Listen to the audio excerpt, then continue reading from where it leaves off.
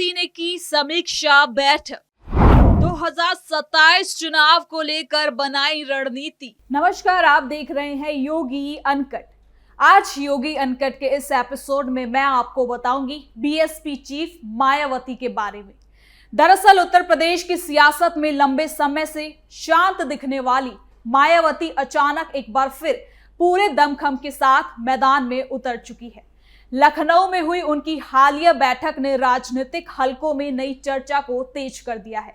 जहां विपक्ष और सत्ता पक्ष आने वाले चुनाव की तैयारियों में व्यस्त है, वहीं बीएसपी सुप्रीमो ने अपनी रणनीति से ये साफ कर दिया कि 2027 का चुनाव उनकी पार्टी किसी भी सूरत में हल्के में नहीं लेने वाली।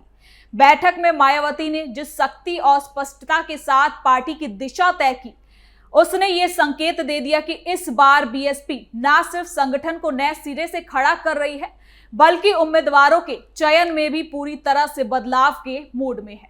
उन्होंने साफ संदेश दिया कि अपराधी छवि वाले लोगों के लिए पार्टी में कोई जगह नहीं बची है और टिकट केवल उन्हीं को मिलेगा जिनकी छवि स्वच्छ और भरोसेमंद हो।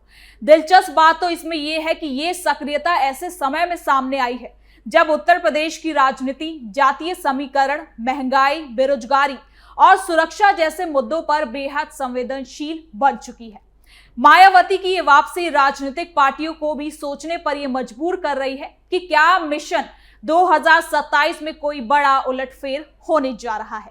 तो चलिए योगी अनकट में बिना किसी काटछाट के मायावती की तैयारियों को जानते हैं जरा विस्तार से।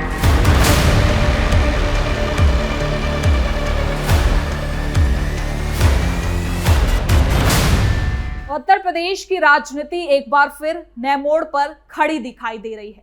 आगामी 2027 विधानसभा चुनाव को ध्यान में रखते हुए सभी राजनीतिक दल अपने अपने स्तर पर रणनीति को धार दे रहे हैं। इसी दिशा में बहुजन समाज पार्टी की राष्ट्रीय अध्यक्ष मायावती ने लखनऊ में एक बेहद खास बैठक की, जिसने यूपी की सियासत में नई हलचल पैदा कर दी है। लंबे समय से राजनीतिक रूप से शांत दिखने वाली मायावती अब मिशन 2027 की तैयारी में पूरी गंभीरता के साथ आगे आ चुकी है। ये बैठक न सिर्फ संगठनात्मक नजरिए से खास थी, बल्कि इसने ये भी साफ संकेत दिया कि बीएसपी आगामी चुनाव में पूरी मजबूती के साथ ही मैदान में उतरेगी। आपको बता दें कि बैठक के दौरान मायावती ने पार्टी पदाधिकारियों के साथ विस्तार से समीक्षा की और आने वाले महीनों में पार्टी को किस दिशा में काम करना है, इस पर भी साफ आदेश दिए। उन्होंने साफ किया कि आगामी चुनाव में बीएसपी की सबसे बड़ी प्राथमिकता स्वच्छ और मजबूत उम्मीदवारों का चयन होगा। उन्होंने जिस बात को सबसे ज्यादा जोर देकर कहा वो थी कि किसी भी आपराधिक छवि वाले व्यक्ति को चुनावी टिकट नहीं मिलेगा। ये संदेश पूरे संगठन के लिए बेहद बड़े बदलाव का संकेत था, क्योंकि पिछले कई सालों में उत्तर प्रदेश की राजनीति में बाहुबलियों और प्रभावशाली आरोपियों की दखल काफी बढ़ चुकी है। मायावती का ये फैसला पार्टी की छवि को दोबारा मजबूत करता है कि कोशिश के रूप में भी देखा जा रहा है। इसके साथ ही बैठक में क्या कुछ और हुआ है, सब कुछ जानते हैं इस रिपोर्ट में। बड़े स्तर की तैयारी में जुटी पार्टी, 403 सीट पर महायुद्ध। मायावती की इस समीक्षा बैठक में ये बात सामने आई कि पार्टी को जमीनी स्तर पर मजबूत करने के लिए बूथ स्तर से लेकर सेक्टर और वार्ड स्तर तक की संरचना को पुनर्गठित किया जाएगा। मायावती ने पदाधिकारियों से सीधे कहा कि वो कार्यकर्ताओं तक वास्तविक संदेश पहुंचाए। पार्टी केवल उन्हीं लोगों पर भरोसा करेगी जो ईमानदार, निष्ठावान और जन सरोकार के लिए समर्पित हो। यूपी जैसे विशाल राज्य में जहां 403 सीटें हैं, चुनावी तैयारी एक दिन में नहीं बनती, बल्कि ये महीनों की रणनीति का नतीजा होता है। मायावती ने ये साफ शब्दों में कहा कि इस बार किसी भी स्तर पर ढिलाई बर्दाश्त नहीं की जाएगी। बैठक में आने वाले समय के राजनीतिक परिस्थितियों पर भी गहन से चर्चा हुई। हाल के दिनों में उत्तर प्रदेश में जातीय समीकरणों और दलित वोट बैंक को लेकर हर पार्टी सक्रिय दिखाई दे रही है। बीएसपी जो लंबे समय तक दलित राजनीति का सबसे मजबूत स्तंभ रही है, अब अपना खोया जनाधार वापस पाने की कोशिश में जुट चुकी है।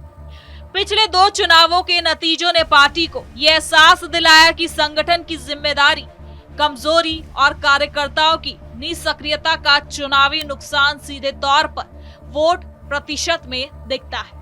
इसी को ध्यान में रखते हुए मायावती ने कहा कि कार्यकर्ता सिर्फ कार्यक्रमों में मौजूद रहने के लिए नहीं, बल्कि जनता के बीच सक्रिय रहने के लिए है। उन्होंने कहा कि पार्टी का असली आधार गांव, मोहल्ले और बस्तियों में है, जहां जाकर ही बीएसपी फिर से मजबूत होगी। मायावती ने अपने संबोधन में ये भी कहा कि दलित, पिछड़े, अल्पसंख्यक और गरीब वर्गों की समस्याओं को सबसे पहले समझने और उनके समाधान के लिए नीति बनाने की जरूरत है। उन्होंने कार्यकर्ताओं को यह आदेश दिया कि वो लगातार जनता के संपर्क में रहे और वर्तमान सरकार की नीतियों की समीक्षा भी जरूर करें, उसकी कमियों को भी लोगों तक पहुंचाए। महंगाई, बेरोजगारी और कानून व्यवस्था जैसे मुद्दे को लेकर उन्होंने सरकार की आलोचना की और कहा कि इन समस्याओं ने आम नागरिकों का जीवन बेहद कठिन कर दिया है। उन्होंने अंतर्राष्ट्रीय परिस्थितियों का भी हवाला दिया, खास तौर पर अमेरिका, ईरान और इजराइल के बीच बढ़ते तनाव का, जो भारत की अर्थव्यवस्था पर असर डाल रहा है। उन्होंने कहा कि रोजमर्रा की वस्तुओं की कीमतें लगातार बढ़ रही हैं, जिससे गरीब और मिडिल क्लास वर्ग के लोगों को परेशानी उठानी पड़ रही है। इस बैठक का सबसे खास फैसला आगामी अंबेडकर जयंती पर होने वाला शक्ति प्रदर्शन था। मायावती ने ये घोषणा की कि 14 अप्रैल को लखनऊ में एक विशाल जनसभा की जाएगी, जो न केवल अंबेडकर जयंती का सम्मान होगा, बल्कि बीएसपी के चुनावी अभियान का आगाज भी मानी जाएगी। उन्होंने कहा कि ये आयोजन पार्टी की एकता को मजबूत करेगा और 2027 की शुरुआत के लिए इसे एक निर्णायक क्षण के रूप में भी देखा जाना चाहिए। उन्होंने पदाधिकारियों को ये आदेश दिया कि इस कार्यक्रम में राज्य भर के कार्यकर्ता, समर्थक और पदाधिकारी बड़ी संख्या में भाग लेंगे, ताकि ये स्पष्ट संदेश जाए कि बीएसपी अभी भी एक मजबूत राजनीतिक ताकत है। बैठक में मायावती ने सामाजिक संतुलन वाले उम्मीदवारों की चयन की बात भी कही। उन्होंने साफ किया कि उम्मीदवारों की सूची तैयार करते समय दलित, पिछड़ों, ओबीसी, मुस्लिम और स्वर्ण समुदायों को उचित प्रतिनिधित्व दिया जाएगा। यूपी की सामाजिक संरचना को देखते हुए ये फैसला बेहद रणनीतिक माना जा रहा है। बीएसपी ने हर चुनाव में सर्वजन हिताय सर्वजन सुखाय के नारे के साथ गठजोड़ आधारित राजनीति की है और 2027 में भी इसी मॉडल को अपनाने की योजना है। उनका कहना है कि बीएसपी किसी एक वर्ग की नहीं, बल्कि सभी वर्गों की पार्टी है और प्रतिनिधित्व सभी का फिर होना भी जरूर चाहिए। मायावती ने कार्यकर्ताओं से ये भी कहा कि सोशल मीडिया का प्रभाव पहले से कई ज्यादा अब बढ़ चुका है, इसलिए इसकी ताकत को समझते हुए डिजिटल उपस्थिति को मजबूत किया जाना चाहिए। उन्होंने कहा कि गलत सूचनाओं और अफवाहों से लड़ने के लिए सही और तुरंत जानकारी जनता तक पहुंचना बहुत ज्यादा जरूरी है। आज की राजनीति सिर्फ रैलियों और सभाओं से नहीं, बल्कि सोशल मीडिया पर होने वाली बहसों और ट्रेडर्स से भी प्रभावित होती है। इसलिए बीएसपी डिजिटल मोर्चे पर भी पीछे नहीं रहने वाली। इसी कड़ी में उन्होंने उन सभी मुद्दों को भी सामने रखा जो वर्तमान सरकार के खिलाफ जनमानस में असंतोष पैदा कर रहे हैं।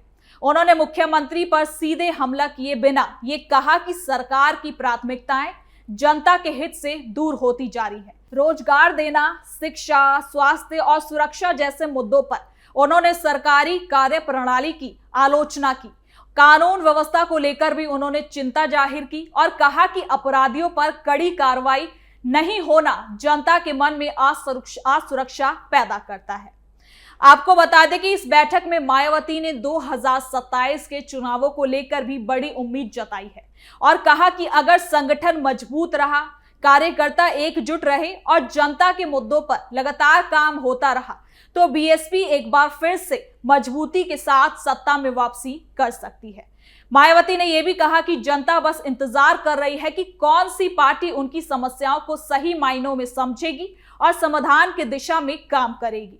उन्होंने पूरे आत्मविश्वास के साथ कहा कि बीएसपी वही विकल्प है।